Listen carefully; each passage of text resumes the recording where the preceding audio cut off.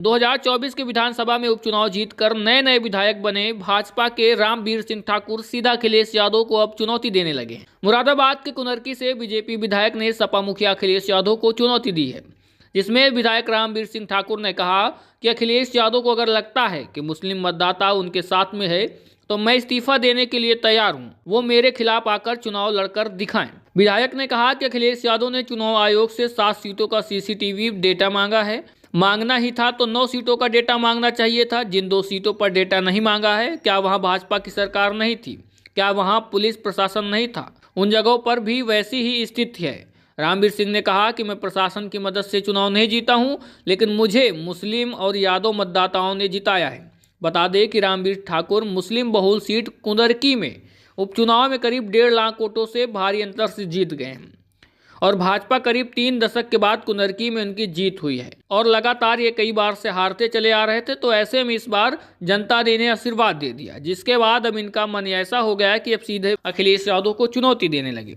आपको 2022 की एक घटना को याद दिला दूं, जब दिनेश लाल निरहुआ भारतीय जनता पार्टी के प्रत्याशी के तौर पर समाजवादी पार्टी के गढ़ आजमगढ़ में उपचुनाव जीतकर सांसद बन गए थे, तो जिनके बाद उन्होंने कहा था कि मैं भगवान के लिखे को भी, ऊपर वाले के लिखे को भी मिटा सकता हूं। ढेर सारी बड़ी बड़ी बातें उन्होंने बोल दी थी जोश जोश में। लेकिन 2024 में जब मेन चुनाव हुए तो उसके बाद निरहुआ का क्या हाल हुआ वो आपने देखा है। लगभग 1.5 लाख वोटों से हार गए हैं और बुरी तरह हारे हैं। तो ऐसे में रामवीर सिंह जो हैं ये भी लगभग अच्छी खासी मार्जिन से जीत गए हैं। उसके बाद इनके भी बोल बदल गए हैं और सीधा अखिलेश यादव को टक्कर देने के लिए बात करने लगे हैं। तो ये जो भाजपा विधायक हैं जो अखिलेश यादव को सीधा चुनौती दे रहे हैं, तो इस पर क्या अखिलेश यादव को चुनौती देना सही है, या जीत के बाद नेता ऐसे बयान देते रहते हैं, या मुस्लिम यादव वोटों पर स्टंट खेल रहे हैं, या इन्होंने चुनौती सही दी है कि अखिलेश यादव सच में हार सकते हैं? कमेंट बॉक्स में बताइए इस पर आपकी राय क्या होगी। क्योंकि चुनाव जो कुंदरकी का हुआ था इसमें आप सबने देखा है, वास्तव में मुस्लिम मतदाताओं ने भाजपा समर्थक प्रत्याशी को वोट किए थे।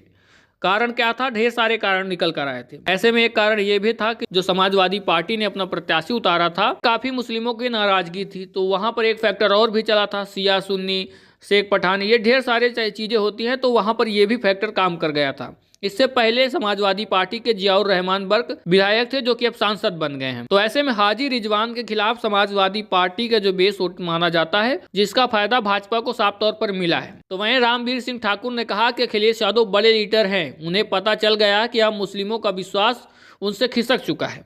कुनरकी की हार के साथ सपा प्रत्याशी की जमानत जब्त हो गई।